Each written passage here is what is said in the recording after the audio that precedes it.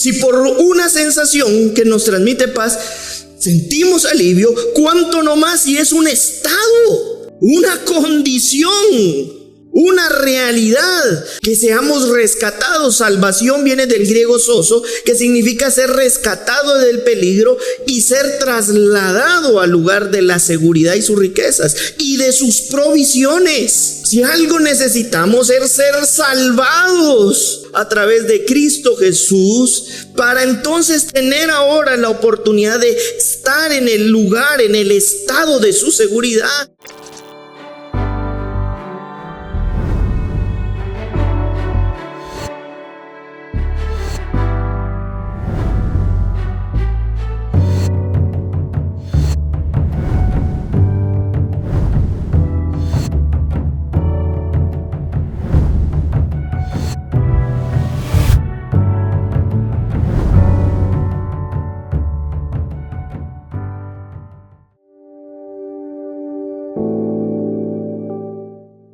Esta enseñanza le hemos puesto por nombre guardados en completa paz. Creo yo que es importante que nosotros logremos dimensionar todo lo que en Dios tenemos por medio de su Hijo amado como beneficio de esta vida eterna y celestial. Eso es parte de ir desarrollándonos y creciendo en la fe del Señor. Es decir, crecer en la fe de Dios implica conocer. Digan conmigo, conocer. Muy bien. Conocer cuál es esa realidad la que nosotros espiritualmente hoy estamos. Recuérdense que la Escritura nos señala y nos indica a nosotros que hubo un cambio de tiempo del antiguo tiempo al nuevo tiempo, del Antiguo Testamento al Nuevo Testamento, del antiguo pacto al nuevo pacto. Es decir, eso inevitablemente nos habla de una transferencia de realidad. En otras palabras, hoy, como hemos estado viendo nosotros en las enseñanzas de la naturaleza de la fe y la calidad de nuestra fe, nuestra realidad presente es eternamente gloriosa. Y la invitación es a que nosotros podamos ir creciendo en esta realidad para ir experimentando estos beneficios en nuestro corazón. ¿Y por qué es importante esto? Porque muchas veces la iglesia ha visto, es decir, ahora veo, porque nacemos de nuevo y vemos ese reino celestial y eterno. Pero el ver no necesariamente es garantía de que alguien entre. Y eso para nosotros también tiene que ser un llamado de atención y de una tarea pendiente para la iglesia de Dios. Es decir, veo el reino y lo que me estás diciendo, pero también hay una actitud de abrazar, de tomar por posesión esa realidad. Y a eso se le conoce como entrar al reino de Dios. Por eso es que a Pedro le pasó que cuando Jesús le dijo: ¿quién dicen ustedes que yo soy? Y les dice, y dice Pedro: tú eres el Cristo. Pero Pedro lo que tuvo ahí fue un momento en el que vio por medio de una obra espiritual a Jesucristo, a Cristo mismo. Pero vemos una diferencia cuando en el Nuevo Testamento vemos al apóstol Pablo que no solamente vio, sino entró. De tal manera que él veía ya no solamente a Jesucristo, sino él se veía en Jesucristo. Y es ahí donde nosotros como iglesia debemos darnos cuenta que la misma vida del Señor produjo una serie de beneficios. Y parte de esos beneficios son los que uno de esos beneficios vamos a ver. Y que cada uno de nosotros por medio del Señor podamos tomarlo, apropiarlos, abrazar esta propuesta de tal manera que entonces cambie nuestra vida. En la medida en la que nosotros crecemos en esta fe, inevitablemente esa calidad de fe también mejora la calidad de nuestras vidas, porque nuestra realidad se hace proporcional a esa vida que nosotros estamos abrazando y conociendo en el Señor. Amén. Para eso vamos a iniciar leyendo lo que dice el libro de Isaías, capítulo 26, versículo 3.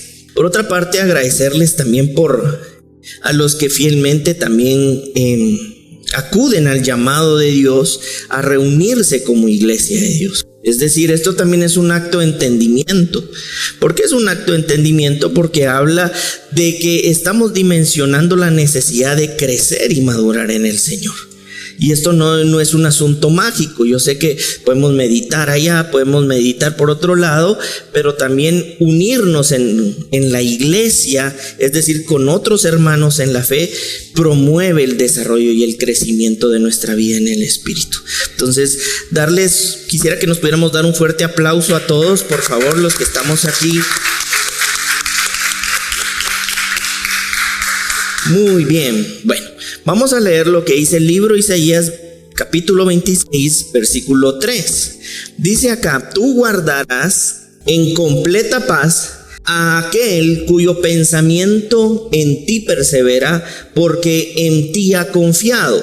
En este momento en el que el profeta Isaías está profetizando, diciendo este tipo de cosas, recordemos que el contexto del pueblo de Israel era que estaba completamente dividido y que estaba nuevamente regresando a ciertos actos de idolatría que negaban la fe en el Señor.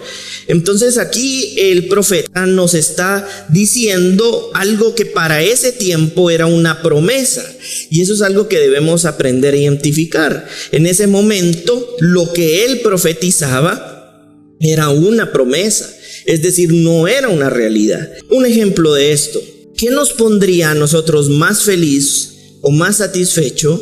Que alguien nos prometiera algo, o que ese algo que nos prometieran se cumpliera.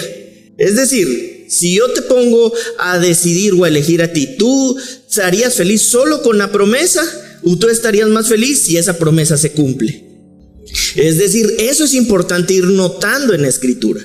Para ese momento el Señor utilizó al profeta para prometer algo, y lo que estaba prometiendo, y por eso vemos ese guardarás como una acción futura, no presente. El profeta no estaba diciendo tú guardas, sino tú lo harás. Tú guardarás en completa paz a aquel cuyo pensamiento en ti persevera. Es decir, cuando nosotros vemos que Dios está hablando por medio del profeta, no está diciendo que ese guardar ya sea un beneficio presente para ese tiempo, sino un beneficio futuro. Entonces, cuando nosotros vemos que esto que estaba prometido no se ha cumplido, deberíamos pensar en qué momento eso empieza a cumplirse. Porque si nosotros no pensamos cuál es ese momento en el que esa promesa se cumple, de pronto nosotros vamos a leer ese mismo versículo pensando que para nosotros es una promesa, cuando podría ser ya para nosotros una realidad.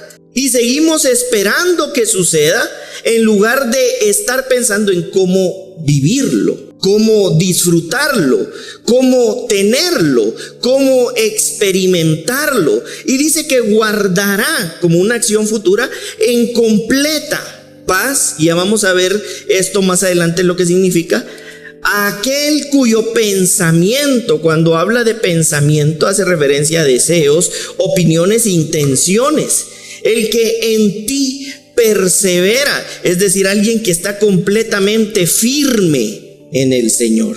Es decir, aquel que llegue a estar firme, porque este es el contexto, completamente en el Señor, y sus pensamientos, sus opiniones y sus intenciones estén en Dios, Él entonces le guardará en completa paz. Si algo requiere y necesita la iglesia del Señor, es experimentar precisamente el estar guardado en completa paz. Por eso es que cuando la iglesia no logra diferenciar entre una promesa en la Escritura versus la realidad, la iglesia no avanza dentro del mismo propósito de Dios, porque sigue esperando algo que se prometió, pero que puede empezar a disfrutar y a experimentar, a conocer y a vivir. Y esa entonces es una tarea para nosotros como iglesia, ir conociendo aquellas cosas que como beneficios de la misma vida de Dios, hoy nosotros como iglesia del Señor tenemos la oportunidad de ya no estar esperando, sino de empezar a crecer entonces dentro de la experiencia prometida por Dios. Yo no sé si ustedes seguramente sí han leído cuando en la escritura dice Jesús en la sinagoga, delante de los maestros, delante de ustedes se está cumpliendo. Eso nos habla a nosotros de mucho. Delante de sus ojos se está cumpliendo esta ley, dijo Jesús. Es decir, aquello que estaba prometido, he venido yo, Jesús, a cumplirlo. Y esto es lindo y esto es poderoso. Esto es como tener un ser querido en foto y tenerlo en persona. Si tú lo tienes en persona, tú abrazarías la foto o a la persona. Y entonces es ahí donde la iglesia debe entonces observarse y verse. Está viviendo en un tiempo en donde esto que está diciendo el profeta solamente era profético, era la foto. Pero viniendo Jesús, se tiene a la persona que viene a cumplir las promesas. Por eso es que él dijo, le conviene a la iglesia que yo me vaya, porque si yo me voy, entonces les enviaré al Consolador, es decir, al Espíritu Santo de Dios. En otras palabras, yo mismo, en una naturaleza completamente espiritual, para ser derramada en la iglesia. Y entonces aquello que estaba externamente como una promesa para su iglesia, por medio de su Espíritu, empiece a ser una experiencia real de vida. Les conviene, iglesia, mi partida, porque hoy soy el Verbo hecho carne. Y como estoy el Verbo hecho carne, no puedo, como carne, introducirme a todos y a cada uno de los que participan de la iglesia. Pero si soy espíritu, puedo ser derramado en cada uno de los corazones de los que participan y son parte de esta iglesia.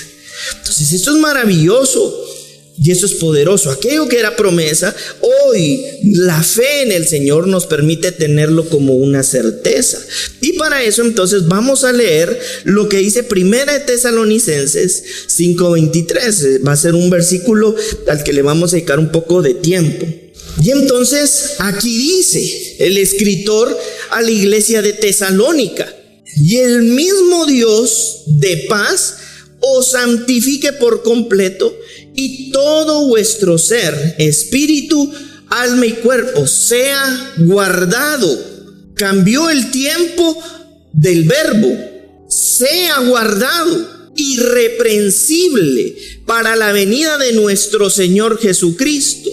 Miren, esto es poderoso porque aquí está diciendo: el mismo Dios de paz os santifique por completo. Es decir, Dios quiere santificar a su iglesia a término medio. No, 3/4, por completo, y todo vuestro ser, espíritu, alma y cuerpo sea, ¿qué cosa? Guardado. Cambió ese tiempo verbal. En Isaías es: tú guardarás. Acción futura. Esta ya es una acción presente, pero que es continua. Es decir, tú guardas, pero seguirás guardando. En otras palabras, no nos está diciendo que guardará como momento único o como un suceso que solamente sucederá y lo viviremos o sentiremos una única vez, sino por el contrario, es y permanece siendo. Sigue aconteciendo, sigue sucediendo, se sigue expresando. Y entonces aquí dice: y el mismo Dios de paz. Y vamos a ver por partes lo que significa este versículo, la palabra paz. La palabra paz viene del griego eirine y se refiere a un estado de unidad o de bienaventuranza por implicación, prosperidad. Uno, paz, tranquilidad, descanso, volver a ser uno. En otras palabras, nos habla de un estado de unidad. ¿Y por qué nos habla de un estado de unidad? Porque mientras nosotros no experimentemos la paz que sobrepasa todo entendimiento, nuestra alma estará como en un estado de desfragmentación, estará dividida. Yo no sé quiénes han pasado por momentos en donde no experimentan la paz.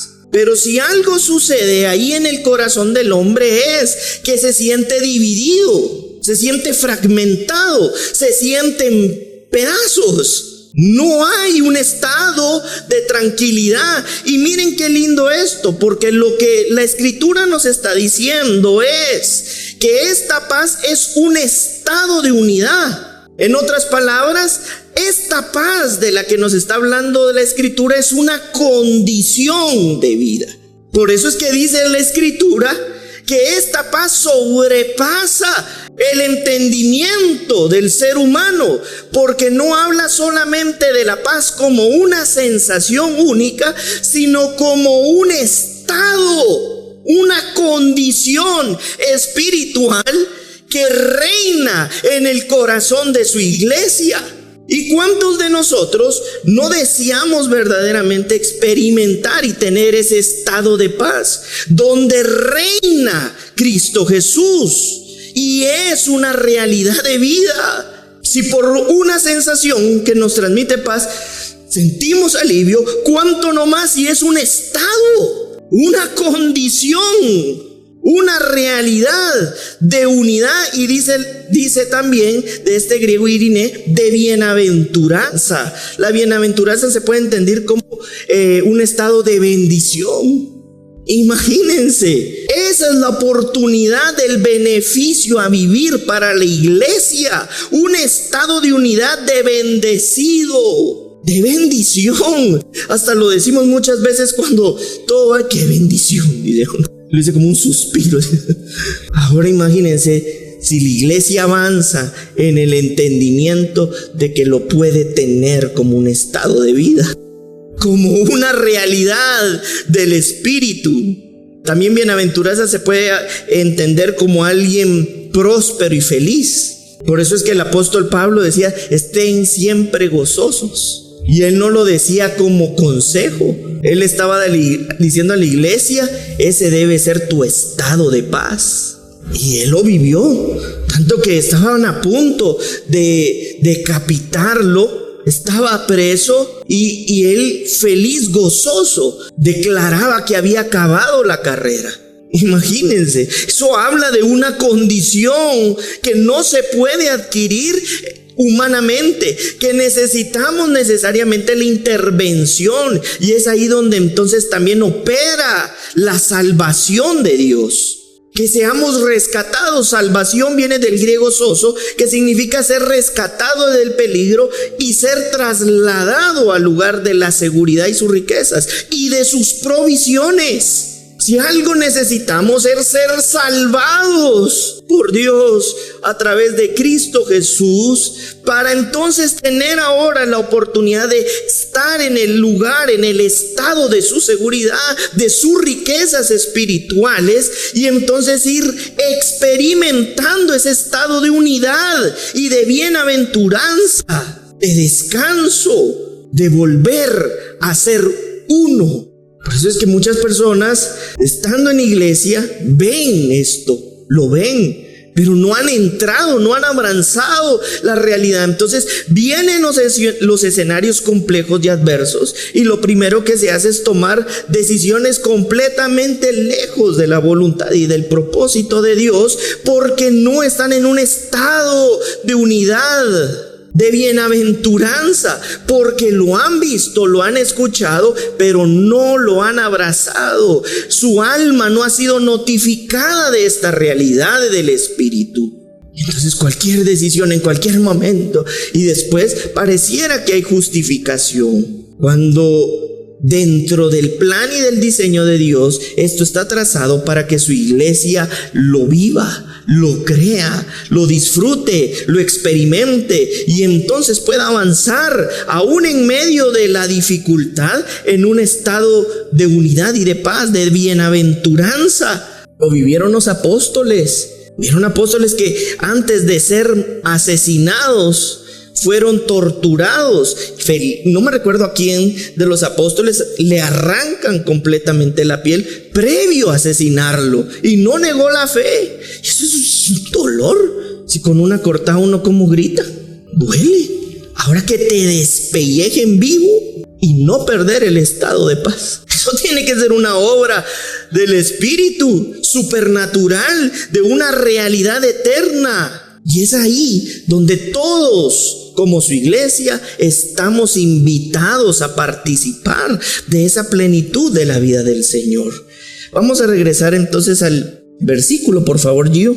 Y el mismo Dios de paz, que ya vimos qué significa, es ese Dios de ese estado de unidad, de ese estado de bienaventuranza. O santifique, dice, por completo.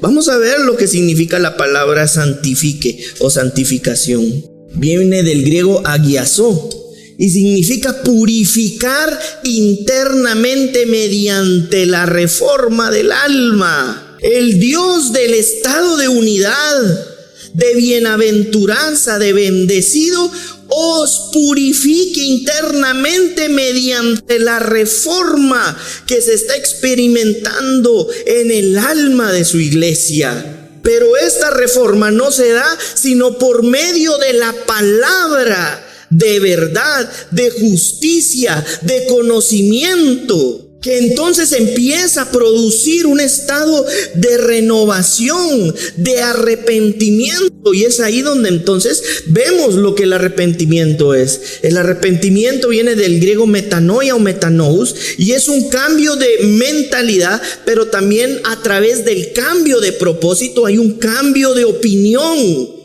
que apremia y compunge nuestros corazones, y entonces eso promueve una reforma en nuestras almas, en donde nosotros podemos ver que hemos estado de pronto viendo el reino, pero no hemos entrado a ese estado de vida. Y solamente por medio de la palabra de que revela al Señor puede existir entonces un proceso de reforma en el corazón del ser humano.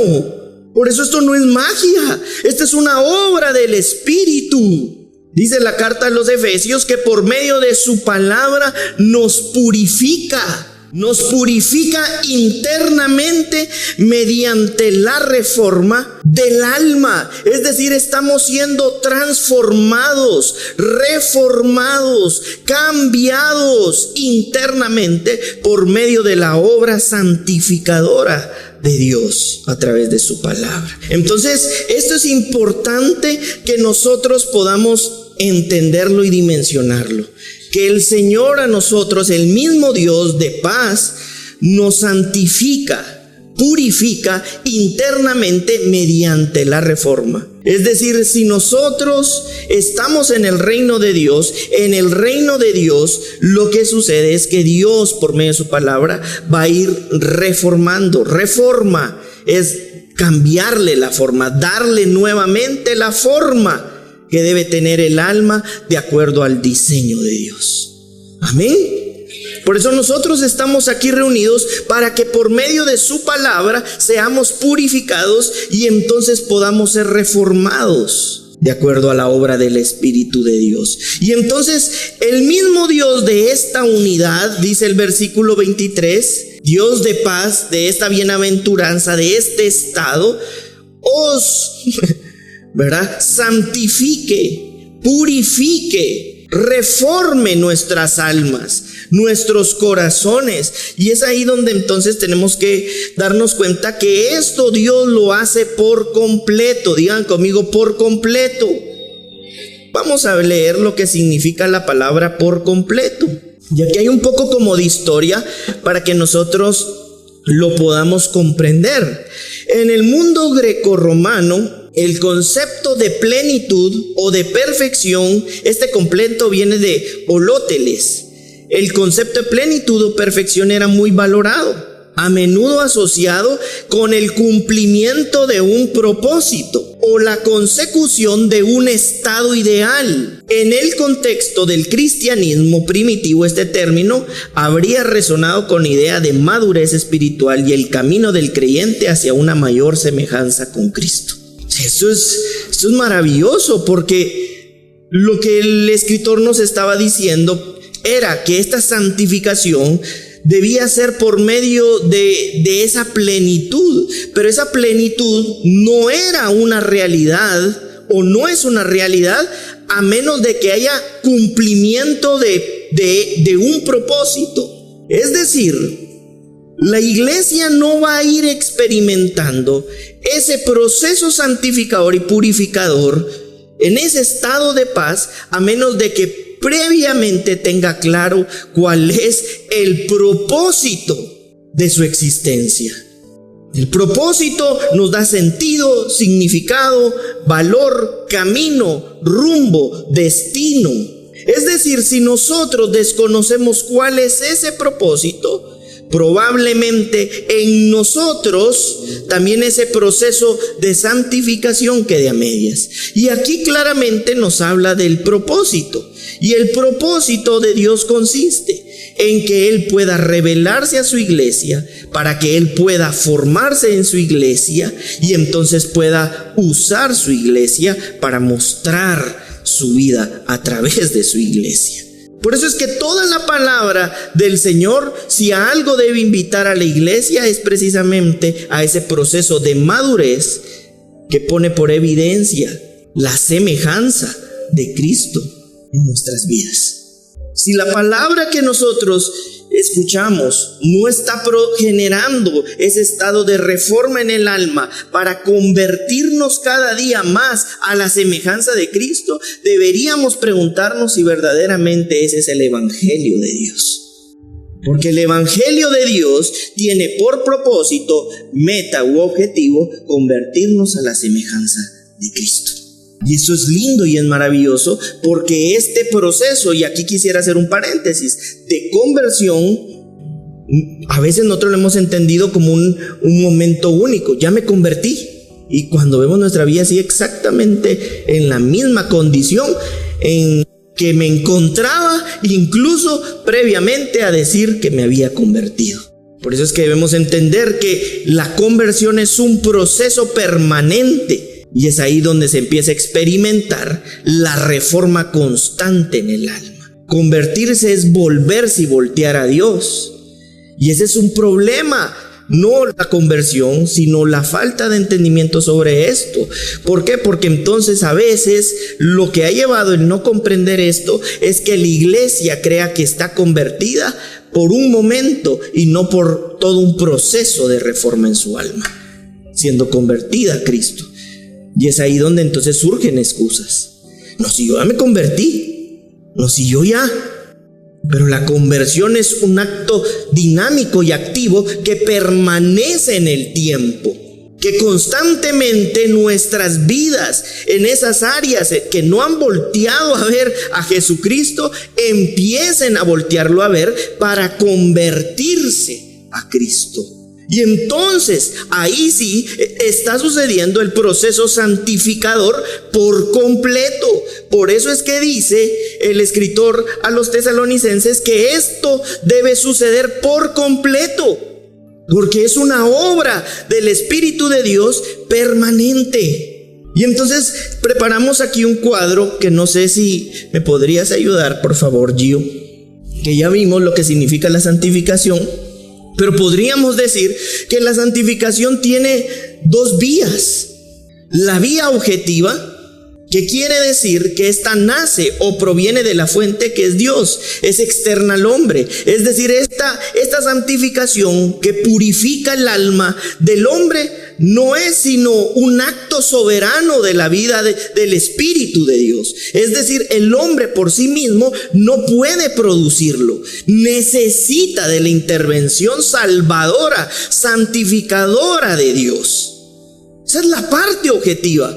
Es decir, Señor, yo necesito de esa vida, y entonces solo Dios provee esa vida. Y la subjetiva es esa vida en actividad de Dios, en el corazón, en la voluntad, en la inteligencia de su nueva creación. Y es ahí, en la parte subjetiva, donde está sucediendo todo el proceso purificador por completo en el alma del hombre, hasta que cada día sea más semejante al carácter de Dios mismo. Por eso es que el proceso santificador nos conduce a ese estado de unidad que la iglesia necesita experimentar. Pero esto no va a pasar solamente cuando de manera objetiva suceda. Dios ya de forma perfecta, porque Dios es perfecto, puso su vida y se acabó todo. No, ahora yo entendidamente comprendo que este proceso debe ser por completo. Y este proceso, que debe ser por completo, requiere del entendimiento, de la intencionalidad, del hambre, de la necesidad de su iglesia por experimentar por completo ese proceso purificador de reforma en su alma, en su corazón, en su voluntad e incluso en su inteligencia. Por eso es que a veces nosotros lo decimos fácil: Señor, hágase tu voluntad. Así lo decimos, pero ni siquiera estamos conscientes. Tal vez es una gran mentira, porque cuando Dios viene a hacer su voluntad, que sea mi voluntad, que sea mi voluntad. Y por eso es el proceso santificador, por medio de su palabra, que va realizando en nuestras almas su realidad de voluntad por completo. Y entonces eso va a ir modificando también nuestra inteligencia, nuestro corazón.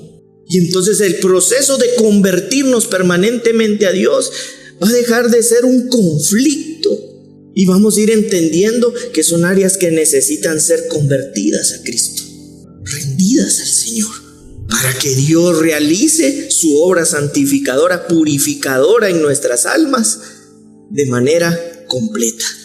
Por eso es que el apóstol Pablo, y ustedes lo pueden leer en las escrituras, él le habla a los santos, así les dice, a los santos les dice, porque él está hablando desde la realidad objetiva, porque como Dios es santo, todo donde él vive lo santifica.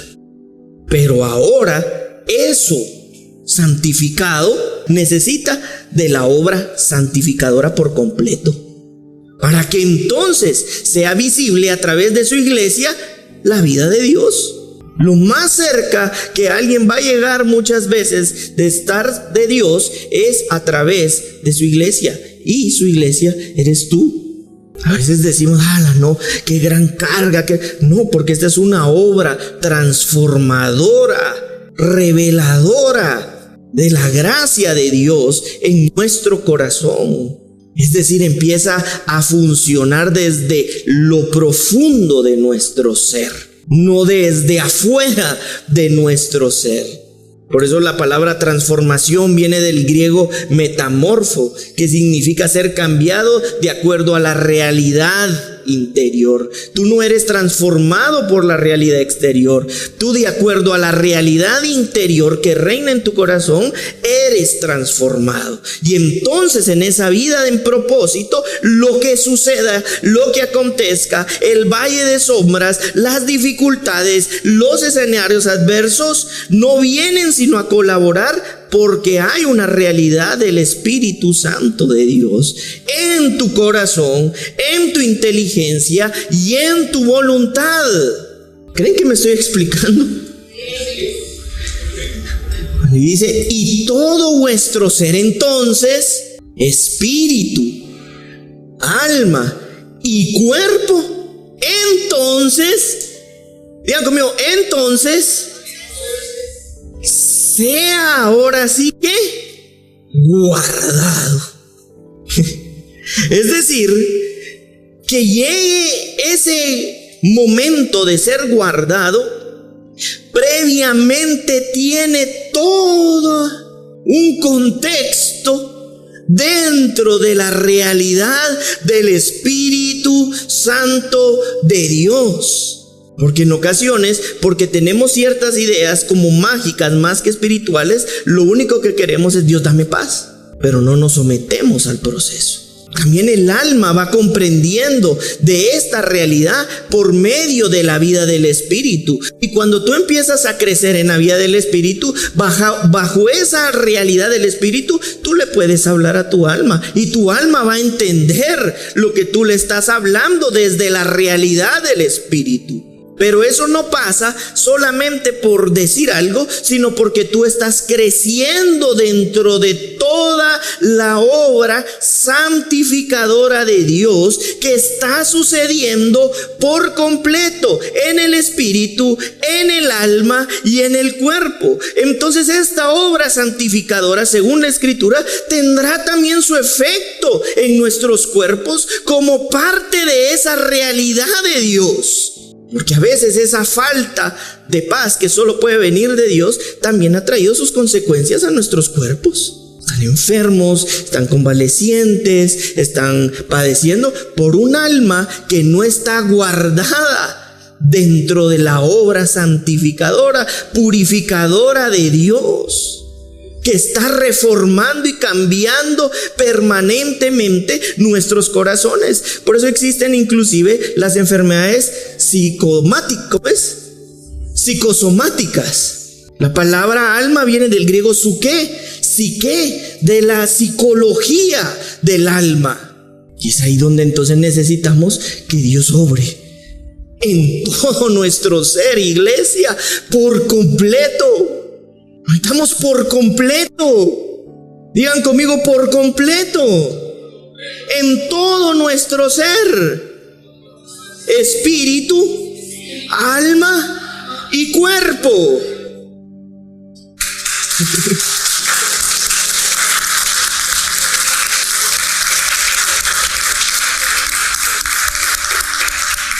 Sea guardado irreprensible. La palabra guardar, en otras palabras, se puede entender como protección o resguardo. Yo creo que te envié, ¿verdad?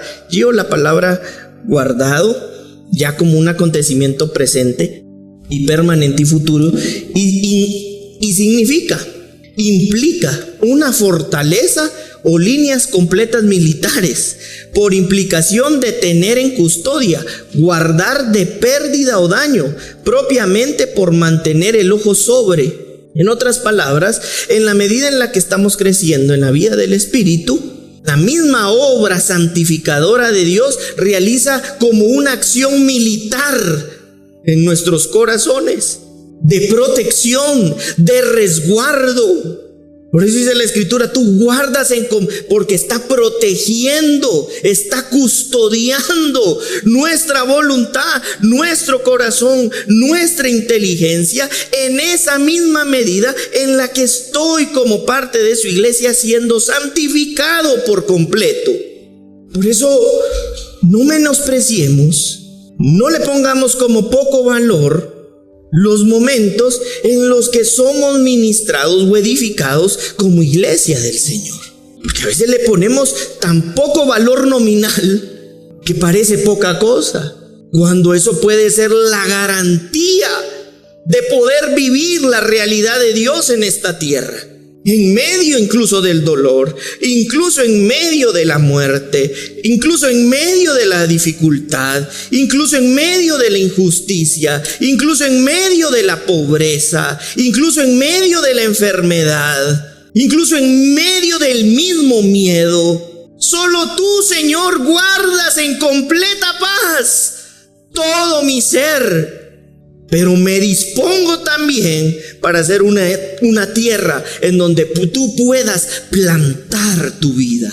La parábola del sembrador. Esa parábola del sembrador habla del corazón del hombre. La semilla, la palabra de Dios. La pregunta es: ¿qué tipo de terreno estamos siendo? ¿Donde la semilla se multiplica o donde cae en el sol y la quema? Por eso también dice: y vinieron los momentos difíciles y lo que se sembró se perdió, dice, porque no hubo raíz. ¿Y por qué no hubo raíz? Porque no hubo una obra permanente de cuidado. Por eso valora estos tiempos, valora los momentos en los que está siendo edificado, porque lo que se está construyendo es la obra santificadora por completo de Dios, que guarda como acción militar por medio del desarrollo y la madurez y el crecimiento de la vida de Cristo en nuestras almas, reformándolas, renovándolas y cambiándolas para ser protegidas en el día malo. Porque el día malo llega. Le puedo decir, a mí nunca me ha pasado. Nunca me pasa. Llega, y a veces llega como menos te lo esperas y donde menos te lo imaginas y de la forma en la que nunca has creído. Y llega. ¿Qué mejor entonces que hay una iglesia que haya crecido en el carácter de Cristo Jesús y se está convirtiendo permanentemente cada día más a la semejanza del Hijo amado? Por eso te digo, si algo puedes tú proponerte en tu corazón, es empezar a obedecer la voz de Dios y disponer de tu vida. Que tu vida esté dispuesta, pero que también esté disponible. Porque el objetivo de esto es de que todos lleguemos a la medida del varón perfecto. ¿Creen que nos estamos explicando? Sea guardado irreprensible, imagínate. Y por eso esto que yo te estoy diciendo también lo dijo incluso el apóstol Pablo en Romanos 8:6. Tal lo podrías poner en aversión. Y para eso necesitamos poner nuestra mente en el Espíritu, que es vida y es paz. Dice, porque la mente puesta en la carne, en nuestra humanidad, ¿es qué? Muerte. Pero la mente puesta en el Espíritu, ¿es qué? Y miren esto, y si podríamos preguntarnos, ¿y cómo se puede producir esta condición? Además de todo lo que ya dijimos. Leamos lo que dice Isaías 32:17. Bueno, nos llevó casi un tiempo tesalonicenses, pero era clave para todo lo demás, que ya es como algo que sobreedifica. Miren esto. Y el efecto de la justicia será ¿qué? Paz. Y la labor de la justicia, reposo y seguridad para siempre. Y dice la Escritura que ¿quién es nuestro sol de justicia? Justicia viene del griego diakosine y significa veredicto judicial que produce la aprobación de Dios. Es decir, que nos libera de una condición delictiva. Ser libre viene del griego eleuteros, que significa sin cadenas para cumplir el destino o el propósito de Dios.